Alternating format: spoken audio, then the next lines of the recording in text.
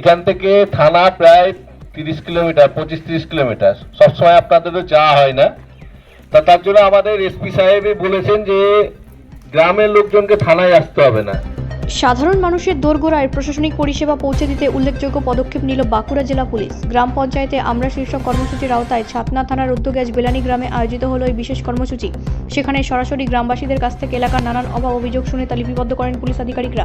এদিন গ্রামবাসীরা পানীয় জলের পাইপ ফেটে দীর্ঘদিনের সমস্যার কথা তুলে ধরেন। পাশাপাশি একাধিক স্ট্রিট লাইট বিকল হয়ে থাকায় রাতের অন্ধকারে চলাচলের অসুবিধার কথাও জানান তারা। মোবাইল ফোন ও আধার কার্ড হারিয়ে যাওয়ায় ঘটনা পুলিশের নজরে আনা হয়।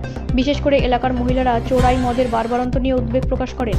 তাদের অভিযোগ, এর ফলে এলাকার সামাজিক পরিবেশ ক্ষতিগ্রস্ত হচ্ছে। উপস্থিত থানার আধিকারিকদের সামনে এই সমস্যার দ্রুত ও কার্যকর সমাধানের আবেদন জানান তারা। পুলিশ সূত্রে জানা গিয়েছে, ছাতনা ব্লকের মোট 13টি গ্রাম পঞ্চায়েত এলাকায় পর্যায়ক্রমে এই ধরনের কর্মসূচি আয়োজিত হবে। প্রশাসনের এই উদ্যোগে স্বস্তি প্রকাশ করেছেন স্থানীয় বাসিন্দারা। তাদের মতে, গ্রামেই সরাসরি অভিযোগ জানানোর সুযোগ পেলাম। পুলিশের এই ভূমিকায় আমরা খুশি, তবে সমস্যার সমাধান হলে আরো ভালো লাগবে। নাম নেবেন, পিতৃতুল্য যারা আছে, ছেলে বাচ্চা যারা আছে, তারা আমার ভালোবাসা নেবে।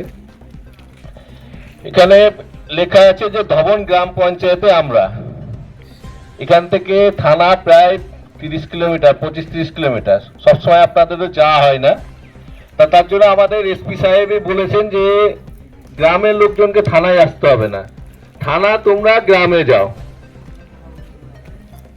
ঠিক আছে, থানা তোমরা গ্রামে যাও। মানুষের অভাব অভিযোগ, আমরা যে পোশাকটা পরেছি আর কি জন্য পোশাকটা পরেছি, যাতে মানুষের পরিষেবা যাতে দিতে পারে, এই জন্য আমাদের পোশাকটা পরেছি, তাই কি না? তো তার জন্য আমাদের এসপি সাহেব যেটা চাইছেন যে প্রতিটা গ্রামে গ্রামে আমরা থানা যাবে। তাদের যা অভিযোগ যারা আছে, অনেক ক্ষেত্রে দেখা যায় যে আপনাদের কোনো কিছু একটা রেশন কার্ড হারিয়ে গেছে, তো সেই রেশন কার্ডের জন্য আপনাদেরকে এখান থেকে যেতে হবে টোটোতে করে, তারপর ওখান থেকে বাসে যাবেন, অনেক খরচ, প্রায় সারাদিন আপনাদের চলে যাচ্ছে, সময় যাচ্ছে।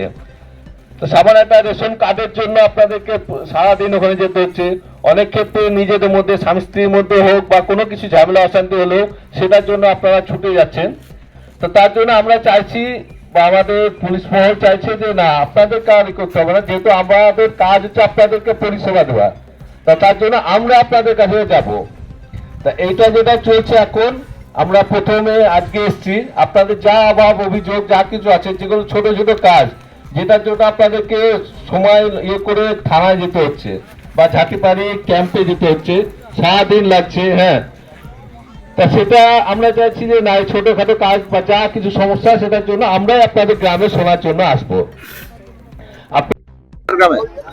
আমাদের এখানে ছাত্রা থানার উদ্যোগে এখানে আমাদের একটা সচেতন একটা শিবিরের মতো একটা ক্যাম্প হচ্ছে, এবং এখানে থানায় যেটা এসে আমাদের পুলিশ বাবুরা বললেন যে আমাদের গ্রামের মানুষের সমস্যা ওনারা নথিবদ্ধ করে নিয়ে যাওয়ার আশ্বাস দিয়েছেন, এবং ওনারা যতটা সম্ভব 10-12 দিনের মধ্যে সেটাকে পূরণ করার জন্য ওনারা যে একটা সেই বিষয়ে কথা বললেন আর কি, গ্রামবাসীর সঙ্গে কথা বলে ওনাদের অভাব অভিযোগগুলো এখন নথিবদ্ধ করছেন। খুশি আপনারা? আমরা তো খুশি, কিন্তু আমাদের যে অভাব অভিযোগ যদি পূরণ হয় তাহলে আমরা খুশি, আর তাছাড়া আমরা খুশি নই। এখন তো সবে মাত্র আমরা আমাদের থানা আমাদের পাড়ায় এসেছেন, এবং গ্রামের মানুষ আমরা অভাব অভিযোগ জানাচ্ছি। যেমন আমাদের এখানে সবচেয়ে বড় সমস্যা আছে, এখানে আমাদের পাড়ায় পুরো চোলাই মদ হয়, এবং যে মদে নজওয়ানরা, আমাদের যে ইয়াং যুবকরা মদ খেয়ে বাড়িতে এসে অশান্তি করছে, প্রত্যেকটা প্রায় পরিবারে এখানে চোলাই মদ করেন। এর আগেও এখানে মহিলারা মদ বন্ধ করার জন্য কিন্তু মিছিল করেছিলেন, সোশ্যাল মিডিয়ায় দেওয়া হয়েছিল, কিন্তু কোনো কার্যকরী আজ পর্যন্ত হয়নি। এবার কি মনে হচ্ছে, কাজ হবে কিছু? আমরা তো যেহেতু আমাদের থানা এখানে এসছেন, আমাদের পুরো ভরসা লাগছে যে এটা হয়তো ওনারা চেষ্টা করলে পুরো বন্ধ করতে পারবেন। কি নাম আপনার? আমার নাম ধনেশ্বর হাঁসদা। ব্যুরো রিপোর্ট, রাষ্ট্রীয় প্রসার বাংলা।